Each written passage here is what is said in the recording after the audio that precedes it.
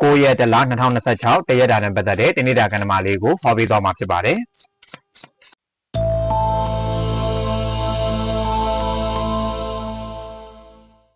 ရွေးချယ်စရာအခွင့်အရေးကောင်းတွေလက်ဝယ်ရရှိလိမ့်မယ်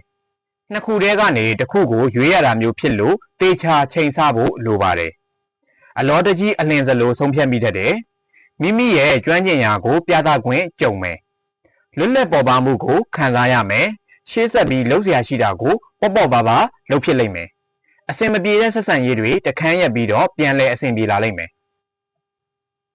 ဒီနေ့အတွက်ဆောင်းအရှောင်းမဲ့ရာကတော့စိတ်လွတ်ကိုလွတ်နဲ့တာဝန်တွေကိုပေါ့ပေါ့ဆဆမနေပါနဲ့စိတ်ဓာတ်တွေပြိုလဲနေတယ်ဆိုရင်တော့ပြန်ပြီးတော့ရင်ဆိုင်ပါကြံ့ကြံ့ခိုင်ပါLucky Number နဲ့ Universe Message ကိုဒီဗီဒီယိုရဲ့အဆုံးသတ်မှာထည့်ပေးထားပါတယ်တနေ့တာလုံးအစီအမံချုံမွေးကြပါစေဒီဗီဒီယိုကိုဆုံးတဲ့ထိကြည့်ပေးတဲ့အတွက်ကြောင့်မို့လို့အားလုံးကိုကျေးဇူးတင်ပါတယ်